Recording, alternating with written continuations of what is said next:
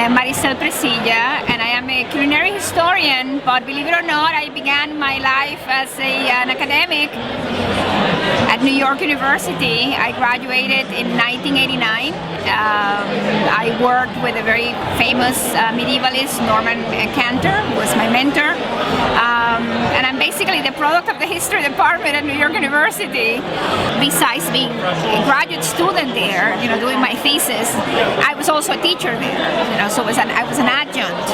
I was a teaching assistant when I started with Jill Cluster, who was another, one of my mentors, someone that I respect and adore. I worked with her in a textbook that she produced, but I was her teaching assistant. What I'm doing right now, it's the end of a journey that really began at New York University, and I'm applying everything I learned at the school in my new chosen career, which is culinary history and food in general. And I'm very grateful for everything I learned, because it's given me the rigor and the tools to really understand food in a more meaningful manner. I am at the Chocolate Show in New York, and I'm talking today about Ecuador, which is a country that is very special to me. It's the largest producer of cacao in Latin America, and actually home to a very special genetic type of cacao called Nacional that I consider to be very elegant and delicate and absolutely wonderful. And it's a cacao that I have learned to love through the years. Ecuador is a country that is a hidden treasure in South America. What I did today was to present the whole spectrum of Ecuadorian chocolates in the market today, which in a way tell a story. They tell a story of a country that began its cacao production in the colonial period as a result of the demise of Central American cacao, and that had to struggle in a way to be appreciated fully, although they had the amounts, the quantities, because they were competing with Venezuela and its fabled criollo, a very subtle cacao with white beans. The cotyledons are white and very nutty flavor, whereas Ecuador had a more robust flavor and very strong herbal quality that wasn't as appreciated at that time as it is today. And we had a taste of something that to me is very dear, which is raw chocolate. And I use a raw chocolate produced by Bacari because I think it's the closest thing to the taste, to the true taste of Nacional cacao. It is a very elegant bar, but it has a green aura.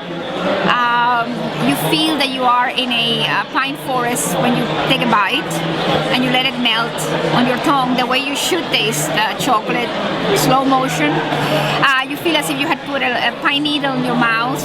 Also, you detect the aroma of eucalyptus. So it's all very green, because in order to have a raw chocolate, in order to create a raw chocolate, you need to process the cacao minimally.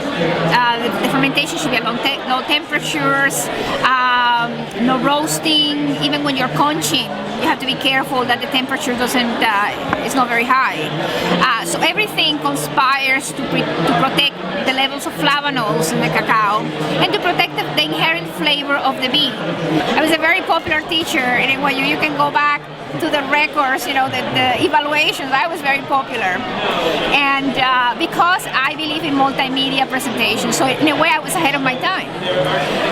Without PowerPoint and without computers, because we didn't have any at the time, I would bring my carousel with my slides, and I would always give illustrated presentations. So there were moments where machine didn't work or the record player didn't work, and I had to invent the wheel.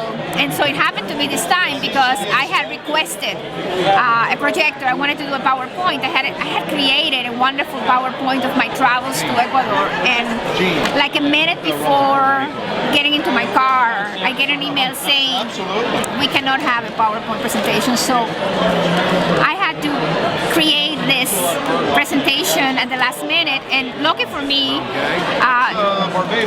Art Pollard of Amano was staying in my house, and so was Martin Christie, who's the creator of 70%, which is a fantastic website on cacao and chocolate. So I said to them, hey, you're staying in my house, so you have to work with me now. So be prepared, because I'm going to ask you questions. I'm going to ask you to participate. So, and Paul Young was here, the chocolatier from England, whom I had met on a recent trip to England. So I said, you have to talk about your impressions. What I always say is that higher education and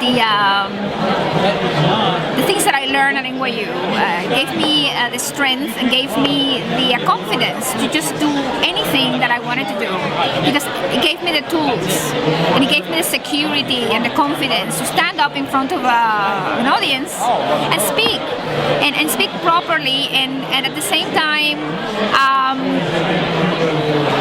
know that there is substance in what I do, because I was taught to do that. So I go back to my mentors. I go back to the lessons that I learned from Norman Cantor.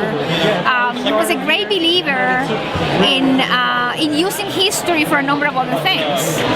Among his students were stellar painters and filmmakers, and he always mentioned those people to us because those people had gotten something out of medieval history that they use in their chosen new careers, and this is exactly what I'm doing. So to know that the School of Arts and Science from my alma mater is following me on Twitter, it's absolutely fantastic. I feel blessed. It's a validation, that whatever I'm doing has value. And it's because of the way in which the life that we lead right now, and that our times where food has become important and worth studying. And as a historian, choosing to do culinary history, I think is just fantastic. And applying whatever I learned at NYU to chocolate is even more exciting.